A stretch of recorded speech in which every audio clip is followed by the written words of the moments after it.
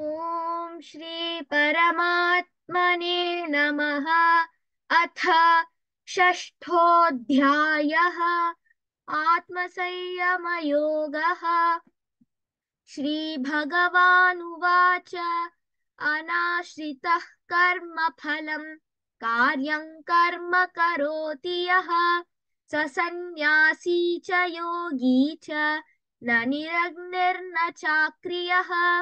यं सन्न्यासमिति प्राहुः योगन्तौ विद्धि पाण्डव न ह्यसन्न्यस्तसङ्कल्पः योगी भवति कश्चन।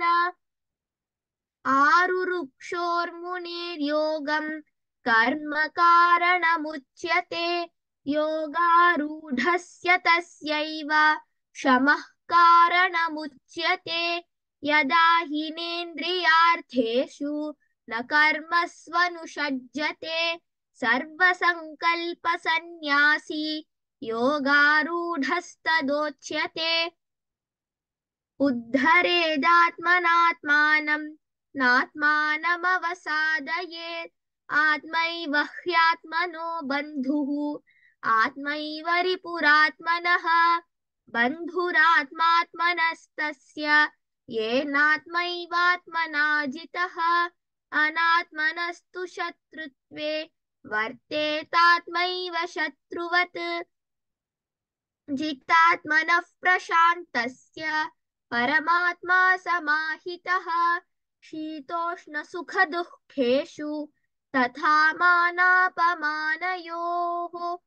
ज्ञानविज्ञानतृप्तात्मा कूटस्थो विजितेन्द्रियः युक्त इत्युच्यते योगी समलोष्टाश्मकाञ्चनः। सुहृन्मित्रार्युदासीनमध्यस्थद्वेष्य बन्धुषु साधुष्वपि च पापेषु समबुद्धिर्विशिष्यते। योगी युञ्जीत सततम् आत्मानं रहसि स्थितः एकाकीयत चित्तात्मा निराशीरपरिग्रहः। शुचौ देशे प्रतिष्ठाप्य स्थिरमासनमात्मनः नात्युच्छ्रितं नातिनीचं चैलाजिनकुशोत्तरम् तत्रैकाग्रं मनः कृत्वा यतचित्तेन्द्रियक्रियः उपविश्यासने युञ्ज्यात् योगमात्मविशुद्धये। समं कायः शिरो ग्रीवं धारयन्नचलं स्थिरः सम्प्रेक्ष्य नासिकाग्रं स्वं दिशश्चानवलोकयन् प्रशान्तात्मा विगतभीः ब्रह्मचारिव्रते स्थितः मनः संयम्य मच्चित्तः युक्तासीत मत्परः। युञ्जन्नेवं सदात्मानं योगी नियतमानसः शान्तिं निर्वाणपरमां मत्संस्थामधिगच्छति। नात्यश्नतस्तु योगोऽस्ति न चैकान्तमनश्नतः न चातिस्वप्नशीलस्य जाग्रतो नैव चार्जुन। युक्ताहारविहारस्य युक्तचेष्टस्य कर्मसु युक्तस्वप्नावबोधस्य योगो भवति दुःखः। यदा विनियतं चित्तम् आत्मन्येवावतिष्ठते निःस्पृहः सर्वकामेभ्यः युक्त इत्युच्यते तदा। यथा दीपो निवातस्थः नेङ्गते सोपमा स्मृता योगिनो यतचित्तस्य युञ्जतो योगमात्मनः यत्रो परमते चित्तं निरुद्धै योगसेवया यत्र चैवात्मनात्मानं पश्यन्नात्मनि तुष्यति। सुखमात्यन्तिकै यत्तद् बुद्धिग्राह्यमतीन्द्रियं वेत्ति यत्र न चैवायं स्थितश्चलति तत्त्वतः। यल्लब्ध्वा चापरल्लाभं मन्यते नाधिकं ततः यस्मिन् स्थितो न दुःखेन गुरुणापि विचाल्यते। तौ विद्या दुःख संयोग वियोग सन्नितं स निश्चयेन योक्तव्यः योगो निर्विण्ण चेतसा संकल्प प्रभवान् कामान् त्यक्त्वा सर्वान् शेषतः मनसैवेन्द्रियग्रामं विनियम्य समन्ततः शनैः शनैरुपरमेत् बुद्ध्या धृतिगृहीतया आत्मसंस्थम्बनः कृत्वा न किञ्चिदपि चिन्तयेत् यतो यतो निश्चरति मनश्चञ्चलमस्थिरम् ततस्ततो नियम्यैतद् आत्मन्येव वशन्नयेत् प्रशान्तमनसं ह्येनं योगिनं सुखमुत्तमम् उपैति शान्तरजसं ब्रह्मभूतमकल्मषम् युञ्जन्नेवं सदात्मानं योगी विगतकल्मषः सुखेन ब्रह्म संस्पर्शम् अत्यन्तं सुखमश्नुते सर्वभूतस्थमात्मानं सर्वभूतानि चात्मनि ईक्षते योगयुक्तात्मा सर्वत्र समदर्शनः यो मां पश्यति सर्वत्र सर्वं च मयि पश्यति तस्याहं न प्रणश्यामि स च मे न प्रणश्यति सर्वभूतस्थितौ यो मां भजत्येकत्वमास्थितः सर्वथा वर्तमानोऽपि स योगी मयि वर्तते आत्मौपम्येन सर्वत्र समं पश्यति योऽर्जुन सुखौ वा यदि वा दुःखं स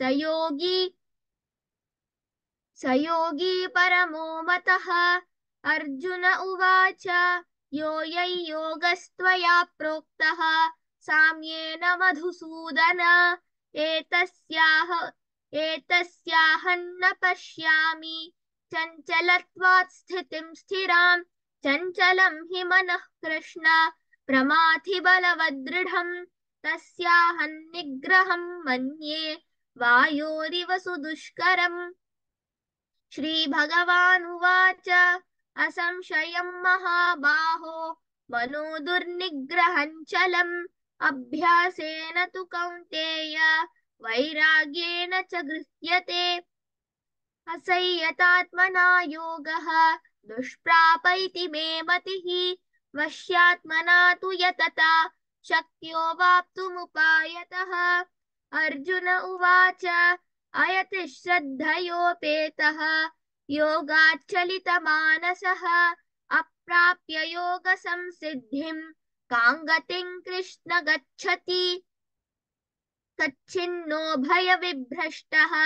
छिन्नाभ्रमिव नश्यति अप्रतिष्ठो महाबाहो विमूढो ब्रह्मणः पथि एतन्मे संशयं कृष्ण छेतुमर्हस्य शेषतः त्वदन्यः संशयस्यास्य छेता न ह्युपपद्यते श्रीभगवानुवाच पार्थ नैवेह नामुत्र विनाशस्तस्य विद्यते न हि कल्याणकृत् कश्चिद् दुर्गतिं तात गच्छति प्राप्य पुण्यकृतान् लोकान् उषित्वा शाश्वती समा शुचीनां श्रीमतां गेहे योगभ्रष्टोऽभिजायते अथवा योगिनामेव कुले भवति धीमताम् एतद्धि दुर्लभतरं लोके जन्म यदीदृशम् तत्र तं बुद्धिसंयोगं लभते पौर्वदेहिकम् यतते च ततो भूयः संसिद्धौ कुरु नन्दन पूर्वाभ्यासेन तेनैव ह्रियते ह्यवशोऽपि सः जिज्ञासुरपि योगस्य शब्दब्रह्माति वर्तते प्रयत्नाद्यतमानस्तु योगी संशुद्ध किल्बिषः अनेकजन्म संसिद्धः ततो याति परां गतिम् तपस्विभ्योऽधिको योगी ज्ञानिभ्योऽपि मतोऽधिकः कर्मिभ्यश्चाधिको योगी तस्माद्योगी भवार्जुन योगिनामपि सर्वेषां मद्गतेनान्तरात्मना श्रद्धावान् भजते यो मां समे युक्ततमो मतः। ॐ तत्सदिति श्रीमद्भगवद्गीतासु उपनिषत्सु ब्रह्मविद्यायां योगशास्त्रे श्रीकृष्णार्जुनसंवादे आत्मसंयमयोगो नाम षष्ठोऽध्यायः। सर्वधर्मान् परित्यज्य मामेकं शरणं व्रज अहं त्वा सर्वपापेभ्यः मोक्षयिष्यामि मा शुचः।